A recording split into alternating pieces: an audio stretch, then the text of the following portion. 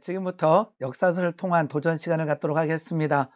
명절 연휴 기간 동안에 우리 성도님들은 어떻게 지내고 계시는지요? 우리 가족과 친지들을 만나면서 더 이렇게 관계가 회복되어지는 시간이 되기를 원합니다. 그리고 하나님을 믿는 백성으로 예수 그리스도의 은혜를 누리는 자로서 우리 가운데 있는 은혜가 가족과 친지들에게 흘러가는 시간 되기를 원합니다. 코로나19가 확산되고 있지만 이 가운데서도 승리하는 주의 백성 되기를 원합니다. 오늘 열왕기상 4번째 시간인데요. 오늘은 이제 왕들의 이야기가 아니라 이 엘리야를 좀 다루고자 합니다. 열왕기상하 자체가 왕들의 이야기로 이렇게 진행되지만 그 왕들의 이야기 속에 굉장히 많은 분량이 선지자 엘리야와 엘리사 이야기로 채워져 있습니다. 엘리야는 우리가 잘 아는 내용이기도 합니다. 오늘 그 내용을 보면서 은혜를 나누고자 합니다. 먼저 이러한 질문을 던져봅니다. 은혜 받은 기억을 나눠달라면 어떤 은혜를 나누시겠습니까? 즉 이렇게 간증거리가 있다라는 거죠. 우리가 하나님을 믿으면서 오늘에 이르기까지 참 많은 간증들이 있을 줄 믿습니다. 하나님을 만나고 예수님을 영접했을 때의 은혜들, 그리고 나의 문제와 어려움들을 하나님 앞에 엎드리며 간구했을 때에 하나님께서 상상치도 못했던 방법으로 응답해 주셨던 기억들, 수없이 많은 은혜의 기억들이 있으리라고 생각됩니다. 저 역시 마찬가지입니다. 힘들었던, 그리고 고난과 역경의 그 상황 속에서 그 하나님의 일하심, 특별히 이제 IMF 때 대학을 졸업하고 그 다음에 이제 교사가 되어지는 그 과정 가운데 임했던 하나님의 은혜, 그 다음에 그 교사의 길을 걸을 때에 또 그 가운데 임했던 그 하나님의 은혜, 목회자로서의 또 누렸던 은혜들, 참 많은 간증거리와 그 은혜가 있습니다. 우리 성도님들에게도 그러한 간증거리들이 있을 줄 믿습니다.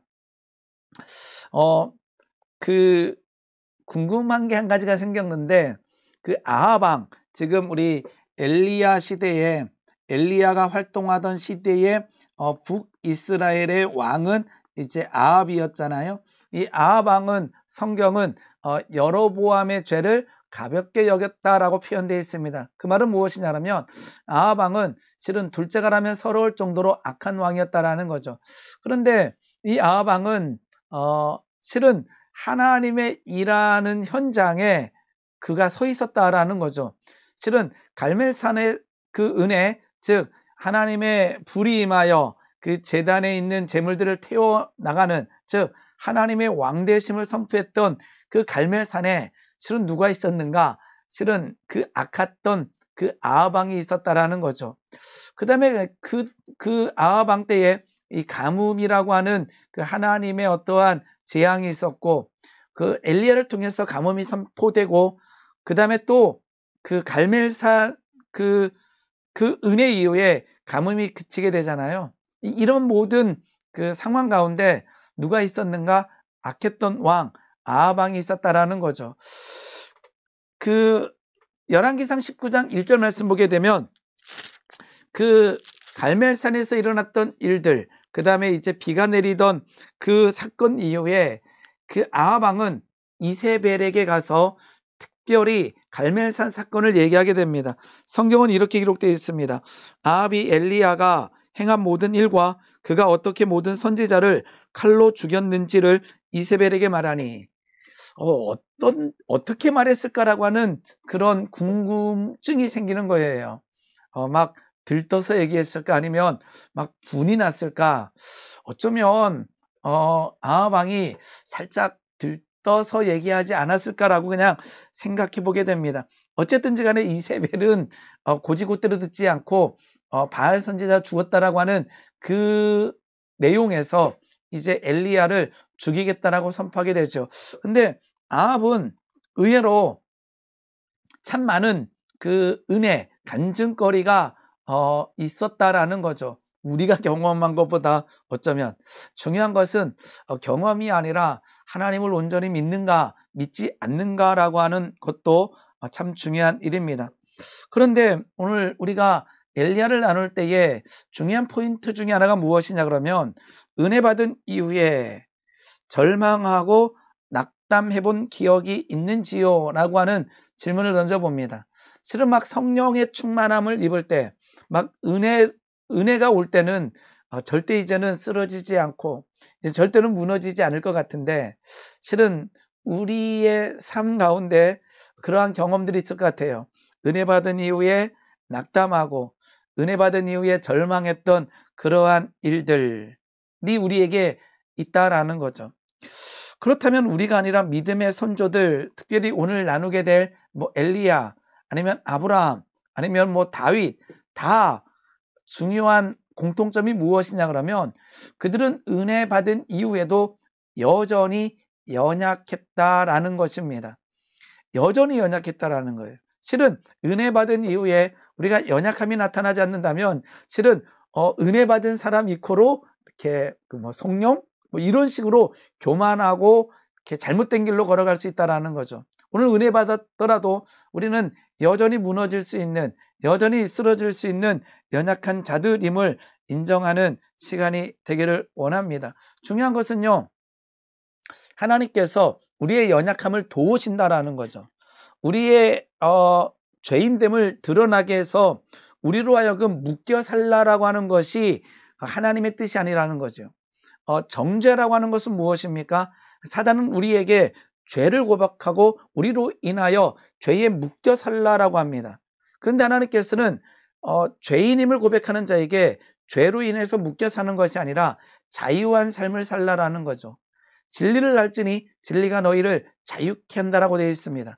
하나님의 말씀을 아는 것은 그 율법에 의해서 묶여 살라라는 것이 아니라 진리를 알므로 인해서 자유케 되어지는 것이 하나님의 뜻이라는 것입니다. 우리 엘리야, 우리 많이 들어봤던 엘리야를 좀 나눠보도록 하겠습니다. 아까처럼 아합의 왕 때 일했던 하나님의 말씀을 선포했던 선지자입니다. 엘리야와 엘리사 이야기가 참 많이 나와 있는데요. 그 말은 무엇이냐 하게 되면 열왕기에 이제 많은 39명의 왕 이야기가 들어가 있는데 하나님께서 이 열왕기를 통해서 하시고자 하는 말씀 무엇인가? 여전히 누가? 하나님께서 왕 되신다라는 것을 우리에게 말씀하고 계시다라는 거죠. 그래서 세워진 왕들이 온전히 하나님을 섬기지 못할 때 하나님께서는 하나님의 왕 되심을 선포해 나갑니다. 그 선포하는 방법 중에 하나가 예언자를 보내고 하나님의 사람을 보내면서 하나님의 말씀을 그들에게 나타내고 있다는 거죠. 엘리야의 의미는 나의 하나님은 여호와시다라고 하는 의미입니다. 말씀 보게 되면 길르앗의 디렙 사람이라고 되어 있습니다. 그리고 엘리야가 이랬을 때는 이세벨의 영향으로 바알 숭배가 극에 달할 때, 즉 아합이었던 그의 남편 아합 왕도 바알을 섬기고 아세라를 섬겼다라고 성경에 기록되어 있습니다. 잠깐만 16장 말씀 한번 보겠습니다. 이제 아합에 대한 설명인데요. 느밧의 아들 여로보암의 죄를 따라 행하는 것을 오히려 가볍게 여겼다라고 되어 있습니다. 그리고 31절에 바알을 섬겨 예배하고 33절에 또 아세라상을 만들었으니 이렇게 되어 있습니다. 즉 엘리야가 활동하던 시대는 실은 굉장히 두려운 시대죠. 하나님을 믿는 백성이라면. 왜냐 그러면 권력자가 하나님을 믿는 자들을 핍박할 때라는 거죠. 즉 바알 숭배가 극에 달할 때에 엘리야는 하나님의 마음을 알아 하나님의 말씀을 선포하게 됩니다.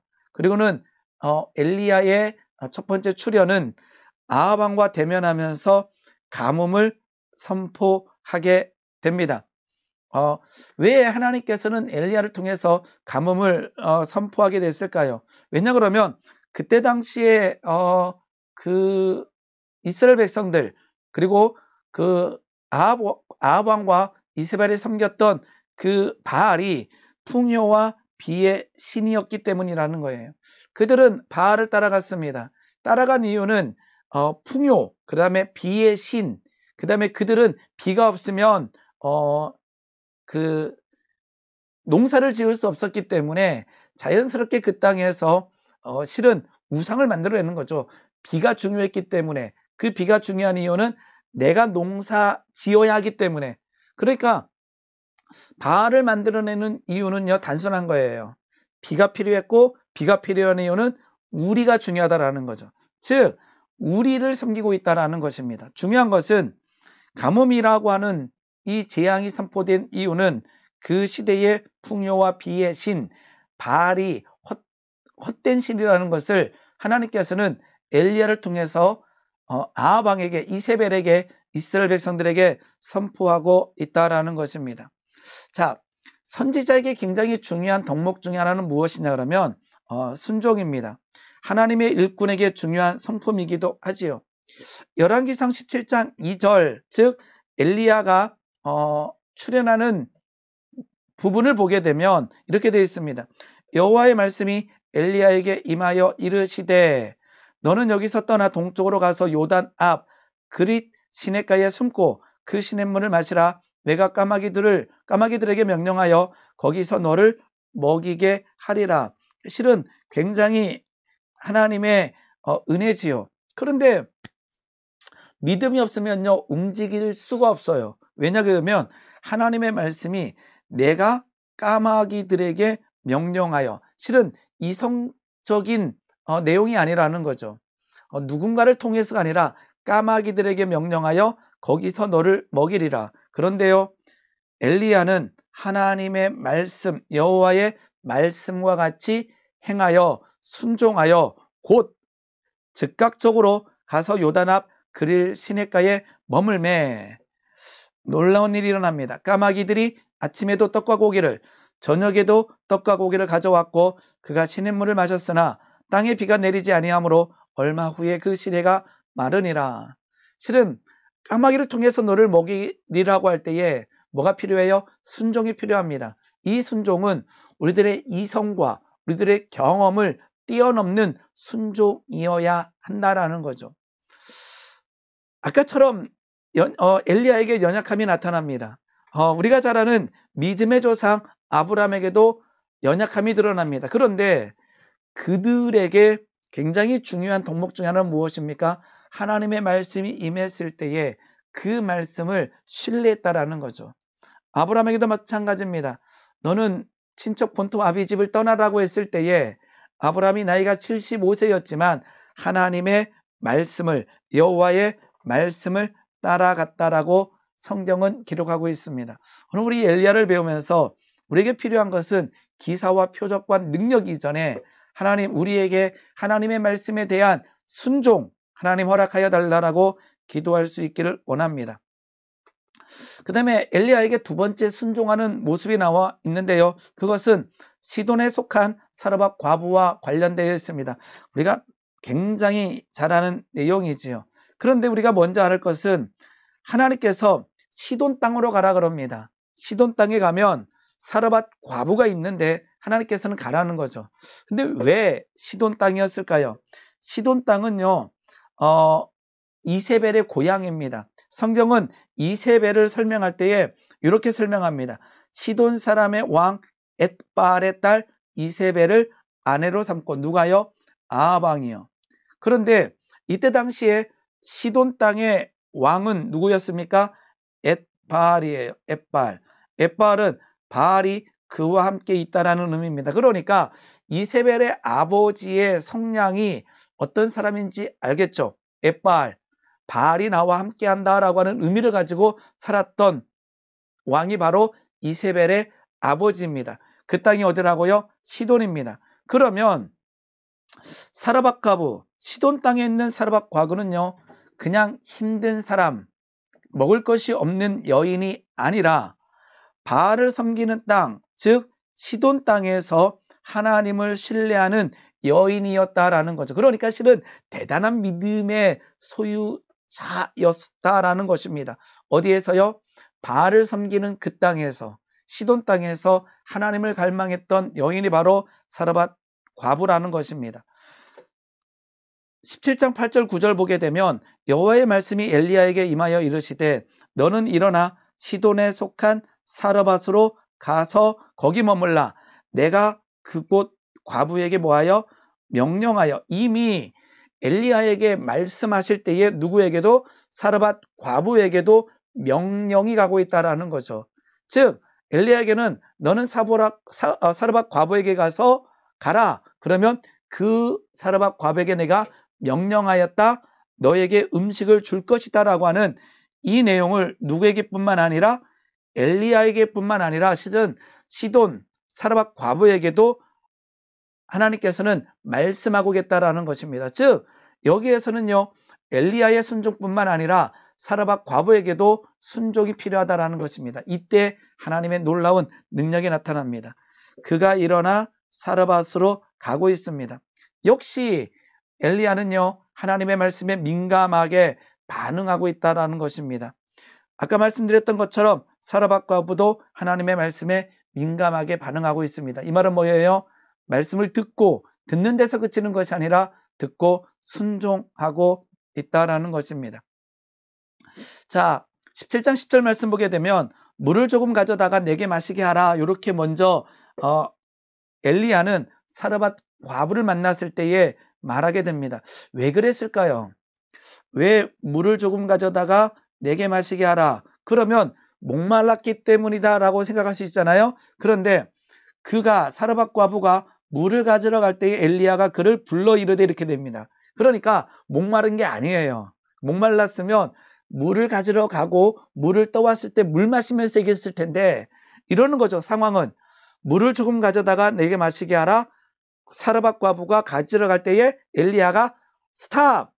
불러서 아니다. 내가 물이 필요한 것이 아니라 내 손에 떡 한 조각을 내게로 가져오라라고 얘기합니다. 이 이유는 무엇이냐 하게 되면요. 이거는 그냥 추정할 수밖에 없습니다. 사르밧의 과부의 모양이 정해져 있지 않다라는 거죠. 저 여인이 과부인지 아닌지, 저 여인이 하나님께서 만나라고 한 여인인지 아닌지 엘리야가 몰랐다라는 거죠. 그러면서 질문을 던지는 거죠.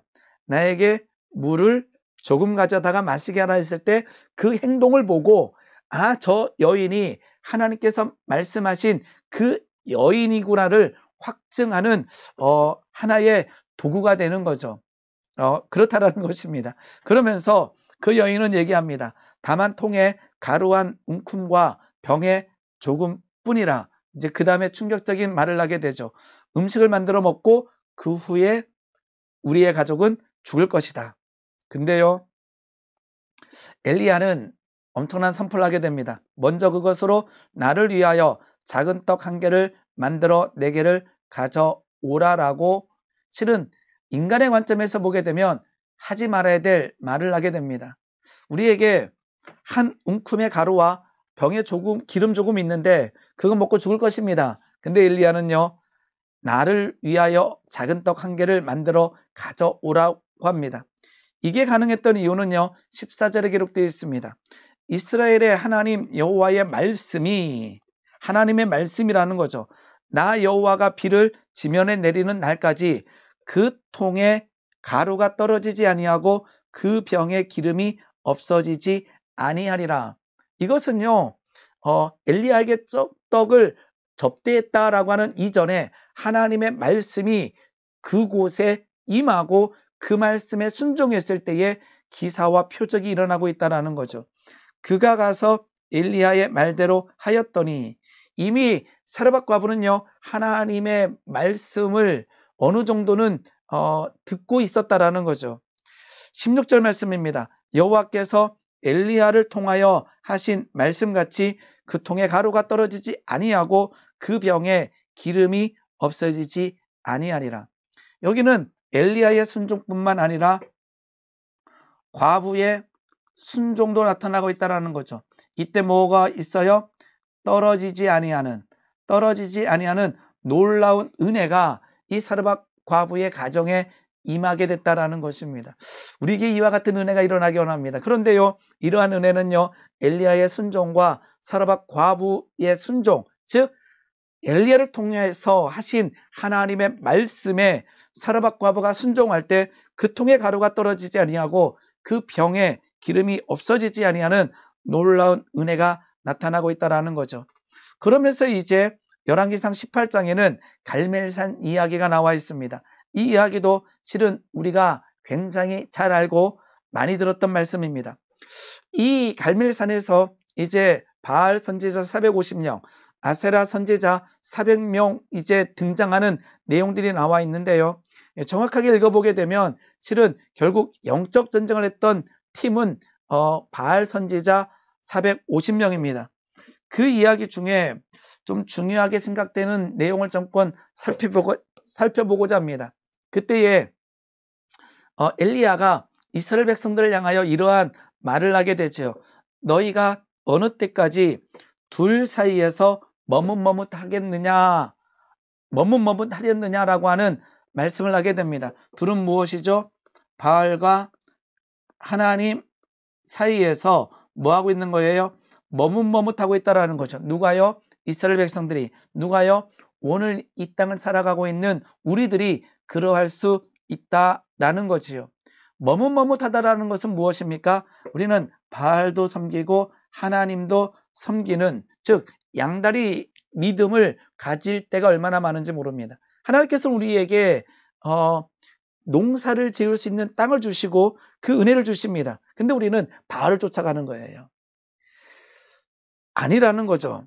하나님께서 우리에게 재정을 주십니다. 그런데 우리에게 중요한 것은 하나님을 온전히 믿으면서 그 재정을 하나님 은혜 가운데 잘 사용해야 되는데 돈이 우상돼 버린다라는 거죠. 하나님께서 우리에게 자녀를 주십니다. 자녀를 하나님의 은혜 가운데 잘 양육해야 됩니다. 그런데요, 자녀가 우상이 되어서는 안 된다라는 것이에요. 버리라는 것이 아닙니다. 농사를 짓지 말라라는 것이 아닙니다. 비가 필요하지 않다라는 게 아닙니다. 돈이 필요하지 않다라는 것이 아닙니다. 자녀가 필요하지 않다라는 게 아닙니다. 하나님이 주신 은혜가 우상이 되면 안 된다라는 거죠. 그런데 이스라엘 백성들은 이 둘 사이에서 머뭇머뭇하게 된다라는 거예요. 그러면서 엘리야는 이에 불로 응답하신 신이 그가 하나님이다라고 선포할 때에 그들이 오케이 합니다. 그리고는 이제 바알 선지자들이 이제 먼저 이제 제사를 지내게 되지요. 바알이여 우리에게 응답하소서 하나 아무 소리도 없고, 소리가 날 리가 없죠. 왜요? 우상이기 때문에. 소리가 나더라도 그냥 자기 소리겠죠. 아무 응답하는 자도 없으므로 그들이 그 쌓은 제단 주에서 뛰놀더라. 피가 흐르기까지 칼과 창으로 그들의 몸을 상하였지만 바알은 응답할 수가 없습니다. 왜요? 바알은 실존이 아니라 인간이 만들어낸 그냥 우상이기 때문에 그러하다라는 것입니다. 그리고는 이제 엘리야가 하나님 앞에 엎드리기 시작합니다. 또 중요한 말씀이 있습니다. 무너진 여호와의 제단을 수축하고, 무너진 여호와의 제단, 무너진 예배가 온전케 되어질 때 하나님께서는 역사하신다라는 것입니다. 사무엘상 7장에 사무엘이 하나님 앞에 온전한 번제를 드릴 때에 블레셋과 전쟁에서 싸워 이긴 이야기가 기록되어 있습니다. 여기에도 사무엘이 온전한 번제를 하나님께 드리고 하나님 앞에 부르짖을 때에 하나님께서 역사하시는 내용이 기록되어 있습니다. 갈멜산에서 영적 전쟁에서 엘리야가 가장 먼저 한 일은 무엇입니까? 무너진 여호와의 제단을 수축하고 있다라는 거예요. 그리고는 여호와의 이름을 의지하여 그 돌로 제단을 쌓고, 이제 36절입니다. 선지자 엘리야가 나아가서 말하되 아브라함과 이삭과 이스라엘 하나님 여호와여, 주께서 이스라엘 중에서 하나님이신 것, 바알이 하나님이 아님을 선포하고 있다라는 거죠. 하나님이 우리의 하나님이신 것과 내가 주의 종인 것과 내가 주의 말씀대로 이 모든 일을 행하는 것을 오늘 머뭇머뭇거리는 이스라엘 백성들에게, 그리고 아합 왕에게 알게 하옵소서. 여호와여 내게 응답하소서 이제 부르짖고 있습니다. 기도하고 있습니다. 이 백성에게 주 여호와는 하나님이신 것과 주는 그들의 마음을 되돌이키심을 알게 없어서 하며 이에 여호와의 불이 내려서 번제물과 나무와 돌과 흙을 태우고 그 도랑에 물을 핥는지라. 여호와의 불이 임하는 현장에 우상을 섬기는 자들, 아합 왕, 그리고는 이스라엘 백성들이 있었다라는 거죠. 이 역사 앞에 하나님께 돌아가는 은혜가 있어야 될 줄 믿습니다. 그리고는 바알 선지자 450명은 이제 거기서 죽임 당하게 됐다라는 거죠. 그리고는 이제 18장 마지막에는 이제 비가 내리는 내용이 기록되어 있습니다. 열왕기상 18장은요, 기근이 심하였다. 그 말은 뭐예요? 비가 내리지 않았다라는 거죠. 그리고요, 18장 마지막에는 뭐가 합니까? 비가 내리고 있다라는 거죠. 비가 내리지 않은 이유는 뭐죠? 아까처럼 하나님이 아닌 바알을 섬겼기 때문에 비가 내리지 않습니다. 그러면 비가 내리지 아니하는 가뭄과 기근과 비가 내리는 은혜 가운데 필요한 것은 무엇일까요? 이 바알을 없애는 것이 필요하다라는 거예요. 그래서 이 열왕기상 18장에는 기근과 비 사이에 뭐가 있어요? 이 바알 선지자가 무너지는, 즉 바알이 신이 아님을 선포하는 이 갈멜산의 은혜가 기록되어 있다라는 것입니다. 이 갈멜산의 은혜는 기근을 무너뜨리고 비가 내리는 놀라운 은혜가 임하게 됩니다. 아까처럼 바알이 무너지게 됩니다. 영적 전쟁과 승리, 바알 선지자 척결이 이 기근을 무너뜨리는 동력이라는 거죠. 즉 우리에게 이러한 은혜가 일어나기 원합니다. 기근이 일어날 때 어떨 때는요, 우리가 바알을 섬기기 때문에 우리에게 기근이 일어날 수가 있습니다. 그렇다면 방법은요, 그냥 기도하는 것이 아니라 바알을 섬기고 있는, 그 우상을 섬기고 있는 그 마음을 깨고 내려놓고 하나님 앞에 엎드릴 때에 우리에게 비가 내릴 줄 믿습니다. 엘리야가 기도할 때에 그 사환에게 묻게 되죠. 무엇이 보이느냐? 아무것도 없습니다. 7번까지 무릎 사이에 얼굴을 묻고 기도할 때에 이제 사원이 얘기합니다. 손만한 작은 구름이 일어나나이다. 이때 엘리야는 이제 확신하게 됩니다. 이때 비가 내리게 되죠. 야고보서 5장에서는요, 이 이야기를 이렇게 쓰고 있습니다. 엘리야는 우리와 성정이 같은 사람이로되 그가 비가 오지 않기를 간절히 기도한즉 3년 6개월 동안 땅에 비가 오지 아니하고 다시 기도하니 하늘이 비를 주고 땅이 열매를 맺었느니라. 엘리야의 기도를 설명하면서 엘리야는 우리와 성정이 같은 사람이다라고 기록하고 있습니다. 엘리야가 기도했기 때문이 아니라 우리와 같은 성정을 가졌지만 그가 하나님을 온전히 믿음으로 기도할 때에 하나님은 엘리야의 기도를 들으시고 응답하고 계시다라는 것입니다. 그러면서 이제 19장에 가서는요, 이제 엘리야의 영적 고갈을 다루고 있습니다. 우리에게도 일어날 수 있는 일이라는 거죠. 갈멜산의 은혜를 경험했지만 실은 그곳에서 여러 모양들이 나타나는 거죠. 이스라엘 백성들, 그리고는 그럼에도 믿지 않았던 아합 왕, 그 다음에 엘리야는 이 갈멜산의 은혜, 그 다음에 비가 내리는 은혜 이후에 이 영적 무너짐을 경험하게 됩니다. 실은 엘리야에게뿐만 아니라 우리에게도 일어나게 되는 거죠. 이세벨이 내일 이맘때에 반드시 내 생명을, 엘리야의 생명을 저 사람들 중 한 사람의 생명과 같게 하리라. 그렇게 하지 아니하면 신들이 내게 벌 위에 벌을 내림이 마땅하니라. 이 이세벨의 말에 이제 엘리야가 무너지기 시작합니다. 성경을 보게 되면요, 그렇게 담대했던, 그렇게 하나님의 능력을 경험했던, 하나님의 말씀에 순종했던 엘리야가 하나님을 보는 것이 아니라 자신의 형편을 보기 시작합니다. 그리고는 일어나 자기의 생명을 위하여 도망하기 시작합니다. 한 번도 무서워하지 않았던 엘리야가 자기의 생명을 위하여 도망하여 유다에 속한, 실은 갈멜산은 북이스라엘에 있죠. 이제 북이스라엘에 있다면 이제 남유다에 있는 예루살렘을 지나 이제 남쪽에 있는 브엘세바까지 가서 거기에서 사환을 머물게 하고 하룻길을 어디에 광야에 더 들어가게 됩니다. 그 말입니다. 유다에 속한 북쪽에서 남쪽 유다에 속했던 브엘세바까지 내려가 거기에서 하룻길을 더 광야로 들어가서 죽기를 원하여 이르되 지금 내 생명을 거두시옵소서라고 말하는 자가 바로 엘리야라는 거죠. 우리와 성적이 똑같습니다. 근데 하나님께서는요, 이때 정죄하고 비난하는 것이 아니라 하나님께서는 이러한 엘리야를 만져주십니다. 천사를 보내주시고 그를 어루만지며 이르되 일어나서 먹으라. 숯불에 구운 떡과 한 병 물이 있는 것을 일어났을 때 보게 됩니다. 그리고는 이러한 일들이 두 번 일어나게 되죠. 그러면서 하나님께서 말씀하십니다. 내가 갈 길을 다 가지 못할까 하노라.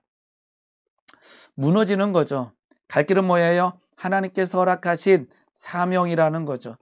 하나님께서 맡겨진 사명을 가지 못할까 봐 하나님께서는 일어나 먹으라 라고 말씀하시면서 영과 혼과 육을 회복시켜 주절절 믿습니다. 그리고는 이제 그것을 먹고 더 남쪽에 있는 시내산 호렙산까지 가게 됩니다. 그 호렙산에서 하나님의 말씀을 듣게 되죠. 이게 이제 19장 이제 그 뒤에 가면 나와 있는 내용입니다. 그때 이제 하나님의 말씀을 듣기 위해서 섰는데 크고 강한 바람에도 하나님은 계시지 아니하고 지진에도 하나님은 계시지 아니하고 불 가운데도 하나님은 계시지 아니하고 세미한 음성으로 하나님께서는 말씀하여 주십니다. 우리에게 이러한 세미한 음성, 하나님의 말씀을 듣는 은혜가 있기를 원합니다. 이때 엘리야가 두 번이나 이러한 얘기를 하게 됩니다. 오직 나만 남았습니다 라고 기록합니다. 이것이 무너짐의 원인 중에 하나였다라는 거죠.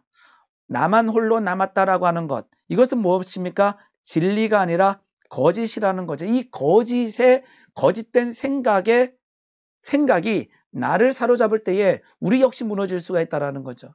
그래서 엘리야는 나만 홀로 남았다라고 할 때 하나님께서는요, 사명을 회복시켜 주시면서 한 말씀 더 하십니다. 바알에게 무릎 꿇지 않은 7천이 있다. 그 말은 뭐예요? 너가 생각하는 그것은 진리가 아니라 거짓이라는 거죠. 그래서 하나님께서는 말씀하여 주시고 바알에게 무릎 꿇지 않은 7천이 있다라는 것, 즉 진리로 인하여 자유하라라고 하나님께서는 말씀하십니다. 하나님의 말씀은 만지심은 무엇입니까? 아까처럼 일어나서 먹으라, 너의 갈 길을 걸어가라라는 거죠. 너의 사명을 감당하라는 거죠. 그래서 하나님께서는요, 이 남쪽 끝으로 내려간, 즉 호렙산까지 내려간 엘리야에게 이렇게 얘기합니다. 내 길을 돌이켜 광야를 통하여 이제 아까처럼 이제 브엘세베가 있고요. 그 다음에 여기가 갈멜산이 있다라고 하면 어디까지 가라는 거예요? 다메섹까지 가라는 거죠. 저 북쪽에 있는 다메섹까지. 지금 어디에 있어요? 남쪽에 있는 호렙산에 있어요. 이 갈멜산에서 은혜를 경험하고 브엘세바에서 광야로, 그 다음에 호렙산까지 가서 하나님께서는 호렙산에서 힘을 주면서 어디까지? 다메섹까지 갈 힘을 허락하여 주십니다. 다메섹에 가서 하사엘에게 기름을 부어 아람의 왕이 되게 하고 너는 님시의 아들 예후에게 기름을 부어 이스라엘의 왕이 되게 하고 아벨 무홀라 사밧의 아들 엘리야에게 기름을 부어 너를 대신하여 선지자가 되게 하라. 세 가지 사명을 이제 새롭게 말씀하십니다. 누구에게? 아람 왕에게 기름을 부어라, 예후에게 기름을 부어라, 엘리사에게 기름을 부어라. 그런데 우리가 성경을 잘 읽어보게 되면 예후에게 기름을 부은 사람은 바로 엘리야가 아니라 엘리사가 됩니다. 그 말은 무엇입니까? 모든 사명이 감당해야 되지만 그 역시 우리의 힘과 우리의 능이 아니라는 거죠. 엘리야가 한 것은 엘리사에게 기름 붓는 일이었습니다. 이제 그러면서 이제 열왕기 하루 넘어가면서 이제 엘리사의 사명 감당하는 이야기들이 기록되어 있습니다. 여기까지가 이제 엘리야의 이야기입니다. 이제 엘리야가 엘리사에게 모든 그 하나님의 그 사명을 넘겨주고 이제 하늘로 올라가는 이야기는 이제 열왕기 하에서 나누도록 하겠습니다. 엘리야를 통해서 우리는 무엇을 해야 됩니까? 우리는 엘리야의 순종을 배우고 엘리야의 연약함을 우리는 통해서 우리가 어떻게 무엇을 해야 되는지를 깨닫게 된다라는 거죠.